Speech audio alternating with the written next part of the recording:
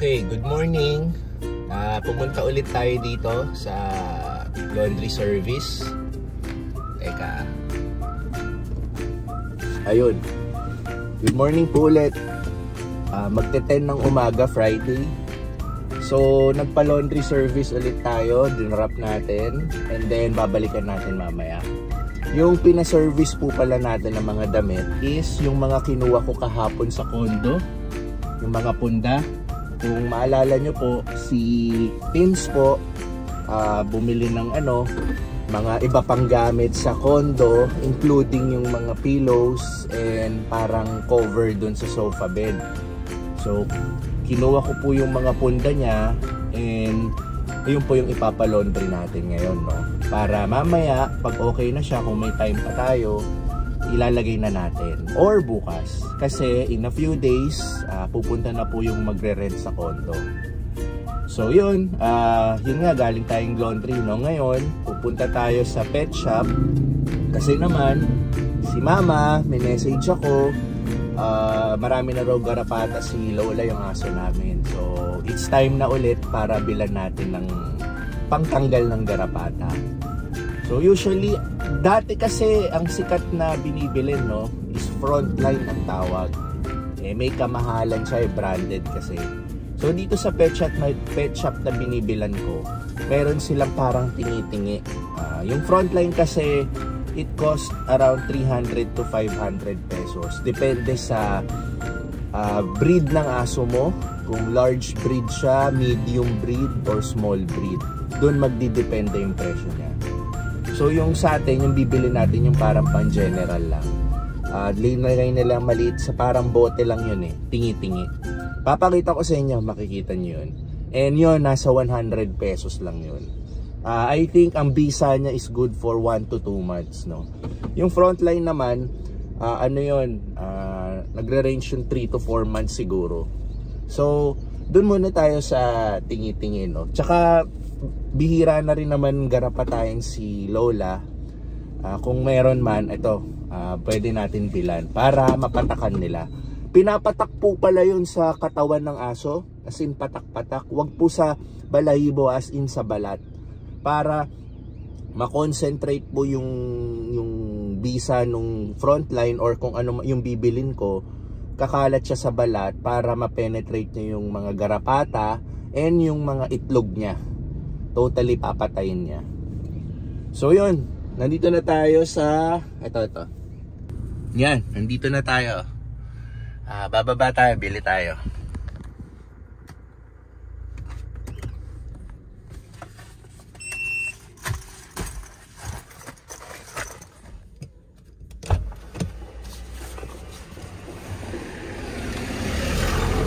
Ito nga pala yung barangay hall ng Pilar. Kaharap lang dito sa The Pet Hub. So may junk shop din dito sa tabi. Okay. Ay, sumabit pa ako. Good morning. Ayun, ito yun. Ito yung sinasabi ko. Bawal din pala itong madilaan ng aso, ha. Kasi matapang nga to. Baka ma-infect o ano. Some kind of lason na rin to. Not advisable na inumin. Yan. Okay. Okay. Next task. Dishwashing ulit. Pero hindi po sa amin. Nakisuyo po si mama. Gusto niya na rin magpabili ng dishwashing dito kasi mura nga daw. May kamahalan na si Joy, 'di ba? So, since ihahatid natin to sa bahay nila, bibilan na rin natin sila ng dishwashing. Isabay na natin. Sige. Okay, bibili tayo ng dishwashing dito sa Sabon Depot. Yung previous vlogs ko, I think two vlogs ago, pumunta ako, failed ang mission ko, sarado pa that time. So medyo 10 o'clock na and hopefully this time bukas na siya, no? So puntahan natin.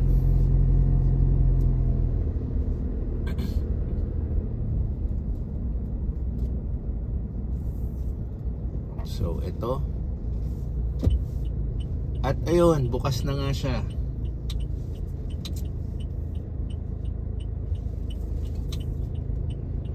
Ito ang sabon tipo. Yan. Ito po siya. Yun. So, bilan natin si mama ng 2 liters. Good morning po. 2 liters po na dishwashing. Lemon na lang. Ano po? Lemon na lang. Kahit okay lang po yung lemon. Basta dishwashing siya. Yan. 27, no? Isa. So, ito, hinanda ko na 54. Ilapag ko na lang dito, teha. Okay, dishwashing is done. So, puntahan na natin si mama. Ibigay na natin ang mga dapat ibigay.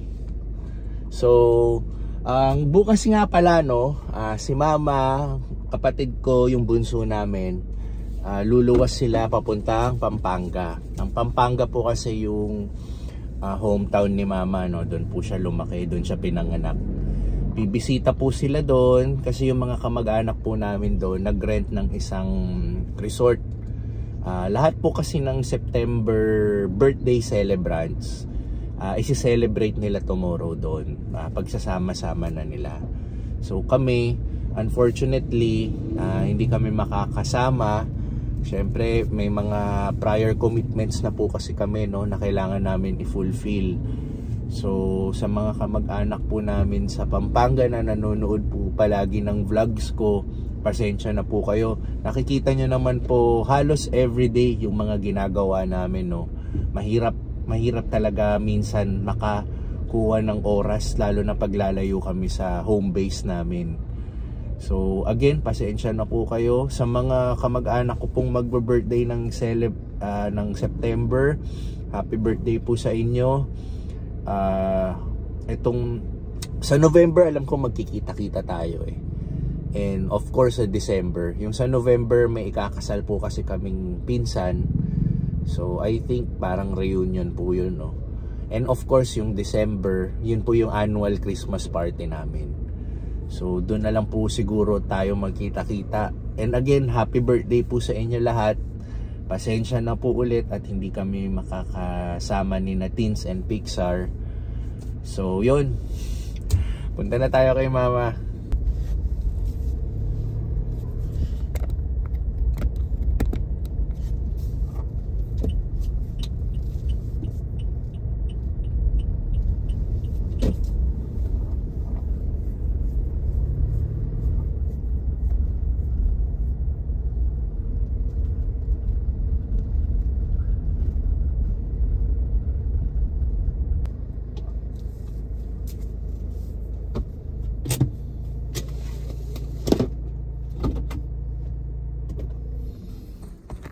Okay, nandito na tayo. At ang bubungad sa atin, ginagarapatahan si Lola. Yan, oh.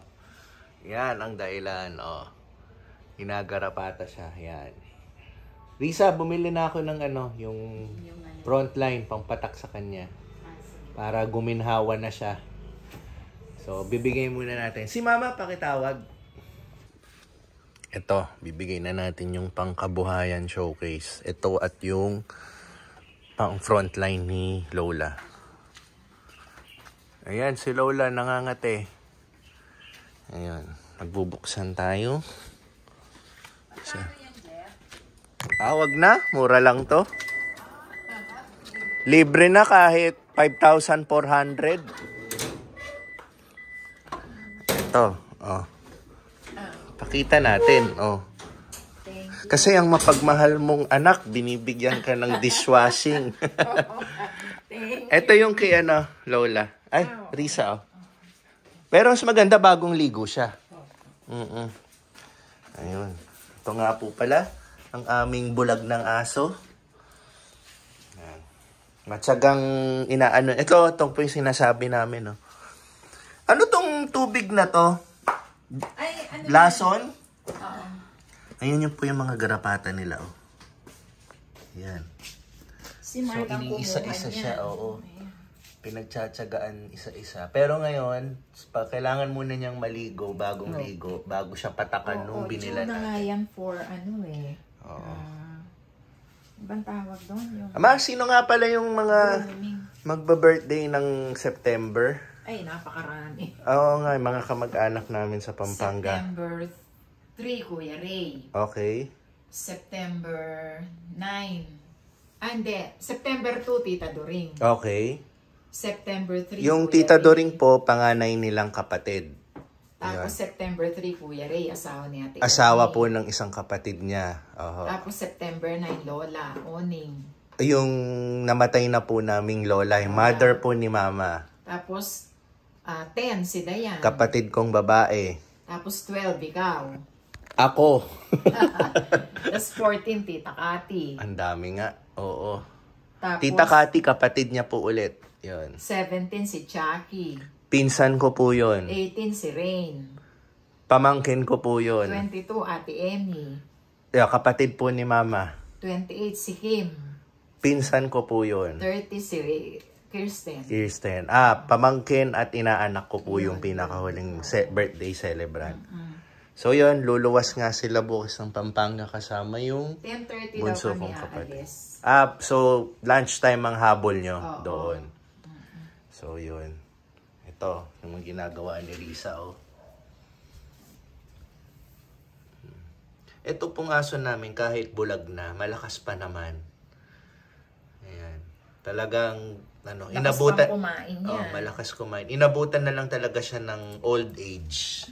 Na ang unang naapektuhan sa kanya is paningin niya. Ayan. Pero napakabait po niyan. Kahit kailan, never pong nangagat yan. Okay. Punta na po tayo pabalik ng home base. And then after a few hours, susunduin na natin ulit si Picture sa school.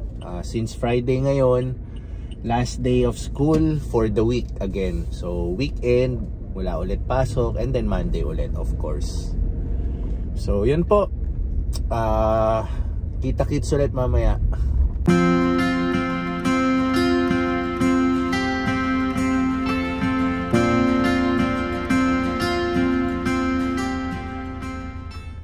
Okay. Nilagay na po ni Teens lahat ang mga bed sheet, pillowcase, and even yung maliliit na to, no? Ay, akala ko pang ano to, sofa. Ito lang yung sa sofa, yan. Okay. So anyway, hindi na natin ikakat. Maliit naman talaga yung ano eh. Di ba pupuno? Yun, nice. O, di ba? Ito yung ilaw na nilagay namin kagabi. Ay, kahapon. Oh. Nice, Pixar? Is it nice? Yeah. Please turn it off na. Yun that's the switch. Did you see that? The mini... No, the mini square beside that. Yun. No. Look at my fingers. I'm pointing at it. Yeah, get that.